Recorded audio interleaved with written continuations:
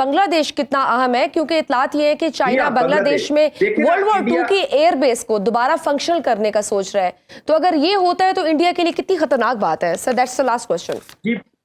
Ji that's very important. जितनी collaboration cooperation होगी पाकिस्तान के लिए अच्छी है। देखिए इंडिया इस वक्त अजरबैजान से खुश नहीं है, टर्किया से खुश नहीं है, बांग्लादेश से खुश नहीं है, मालदीव से खुश नहीं है, और ट्रंप साहब से भी नाराज है हल्का सा, और चाइना से भी नाराज है। लेकिन बांग्लादेश और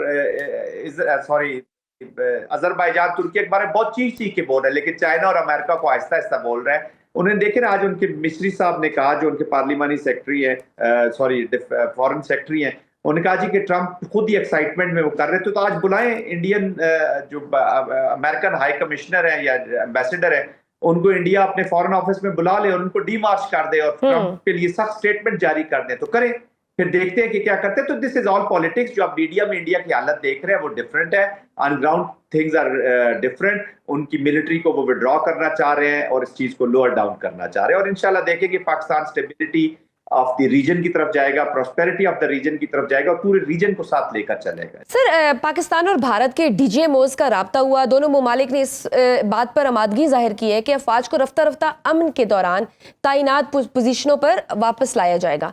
कब तक ये प्रोसेस मुकम्मल होगा, और आपको लगता है कि इसके बाद नरेंद्र मोदी की हुकूमत खामोशी से बैठ जाएगी? क्योंकि जितना कोई इंटरनल प्रेशर है उन पर। बैठेंगे तो नहीं, बैठेंगे तो वो कभी भी नहीं, क्योंकि आप देख रहे हैं कि उनकी जो प्रॉक्सीज हैं वो ऑलरेडी बलूचिस्तान में, खैबर पख्तूनख्वा में, और खास तौर पे फिर अफगानिस्तान की सरजमीन से, जैसे अभी वो बार बार यूज कर रहे हैं एहसानुल्लाह एहसान के इंग्लिश में देखे इंटरव्यूज छाप रहे हैं, जिसको इंग्लिश लिखना तो दूर, बोलना तो दूर की बात, लिखना भी नहीं आता, और बहुत ही मुश्किल वो इन्हीं प्रॉक्सीज को ऑलरेडी यूज कर रहे हैं। उनकी एप्लीकेशन तो जारी है। ऑफ कोर्स जब तक ये माइंडसेट वहां पे मौजूद है, कुछ ना कुछ तो उनको खतरा लाहक रहेगा ही उनकी तरफ से पाकिस्तान को, लेकिन पाकिस्तान भी मुकम्मल तैयार है। आज अभी मैं किसी से बात कर रहा था, वो कहते जी इंडिया कह रहा है कि जी अभी तो फिल्म बाकी है, अभी ट्रेलर चला है, तो पाकिस्तान तो ट्रेलर भी नहीं चलाया, अभी तो सिर्फ प्रोमो चलाया जी। पाकिस्तान की भी फिल्म बाकी है और एक दुनिया की भी फिल्म चल रही है जो पीस की तरफ जाना चाह रही है, जो एंटी वॉर है, जिस तरह अमेरिकन इन्वॉल्व हुए हैं, बाकी कंट्रीज इन्वॉल्व हुई हैं।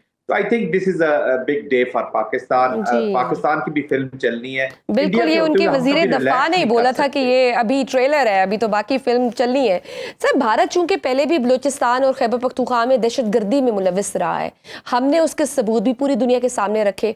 पाकिस्तान से इस शिकस्त के बाद भारतीय प्रॉक्सीज किस हद तक एक्टिव हो सकती हैं, और भारत हमारे बॉर्डर्स को किस हद तक वॉलेटाइल कर सकता है?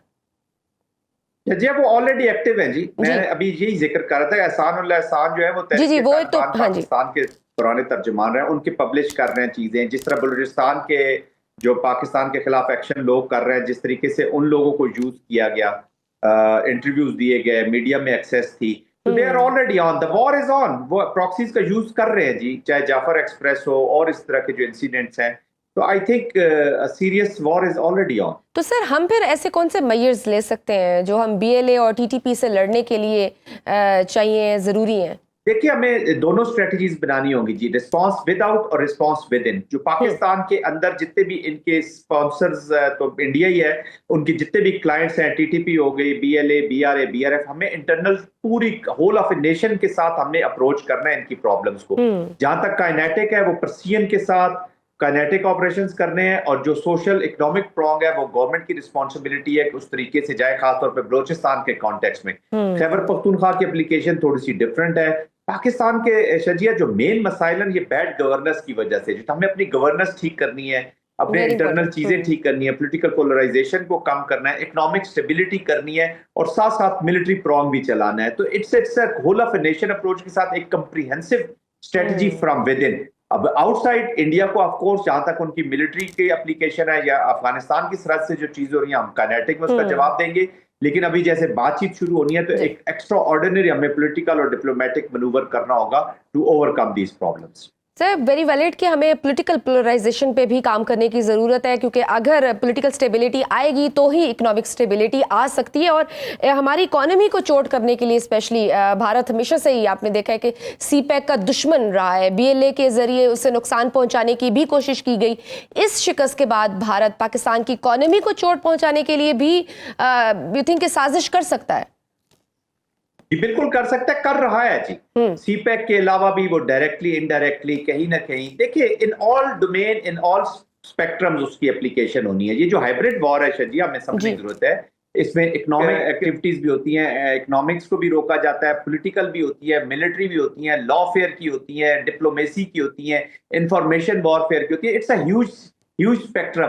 तो हाइब्रिड की एप्लीकेशन हुई है तो वो हर फील्ड में जाएगी। इसलिए तो मैं कहता हूँ जब तक हम होल ऑफ ए नेशन नहीं अपनाएंगे तो we are going nowhere. Whole of a nation का एक जॉइंट स्ट्रेटजी होगी और हमें सबको उसको लड़ना होगा। पहले पाकिस्तान में इकोनॉमिक, पॉलिटिकल, मिलिट्री स्टेबिलिटी लानी होगी, फिर हम बाकी चीजें होती रहेंगी। तो रियासत को बचाने के लिए अभी हमें सिनर्जी की जरूरत है, आपस में इत्तेफाक की जरूरत है, एक पॉलिसी की जरूरत है और स्पेस क्रिएट करने की जरूरत है ताकि हम अच्छा रिस्पॉन्स दे सकें। Very well said sir. Diplomatic level पर तो हमने काफ़ी कामयाबी समेटी, हाल ही में पाकिस्तान ने एक टीम भी तश्कील दी, लेकिन इस चीज़ को कैसे हम एग्रेसिवली फॉलो कर सकते हैं, क्योंकि भारत तो हमेशा से ही पूरी दुनिया में दहशतगर्दी और मासूमियत का रोना रोता है, तो उसको कैसे काउंटर किया जा सकता है?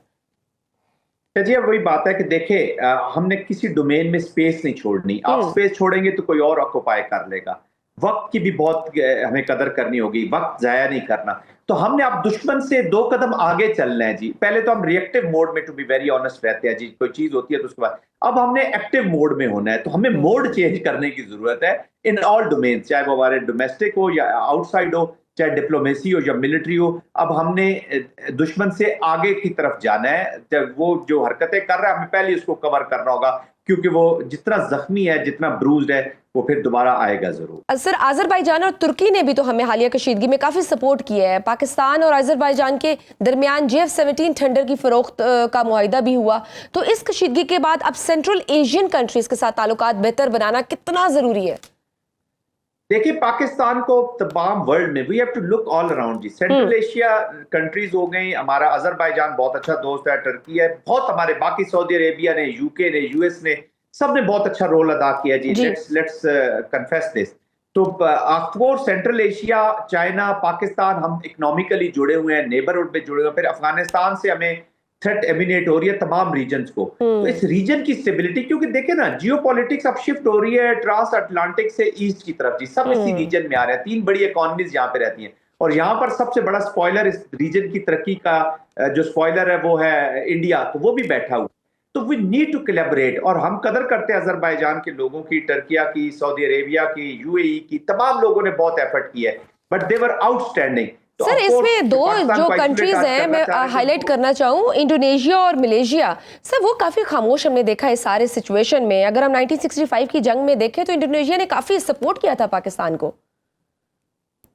एक तो हालात एकदम डेवलप हुए और देखिए शाहजिया, असल बात ये होती है कि हर कोई कंट्री जो है अपने इंटरेस्ट को गार्ड करता है जी, और उसी की चीजें सामने होती है। ऑफ कोर्स उनके इंटरेस्ट में चीजें शायद थोड़ी सी डिफरेंट हो, लेकिन still I will say Pakistan की बड़ी रिस्पेक्ट है जी इंडोनेशिया में, मलेशिया में। हमारा पास में बहुत अच्छा ताल्लुकात रहे हैं, फिर मुस्लिम कंट्रीज हैं इनमें, और वो पाकिस्तान के ताल्लुकात बहुत अच्छे रहे हैं। सारी दुनिया हमें सपोर्ट कर रही है। हमें इसको और बेहतर करने की जरूरत है। और अगर कोई शकूक शुबात है किसी मुल्क के तो उसको दूर करने की जरूरत है। आज देखे ना इंडिया किसकी तरफ देख रहा है, इजराइल एंड अफगानिस्तान। और उसके अलावा कहां पे है इंडिया? India is missing.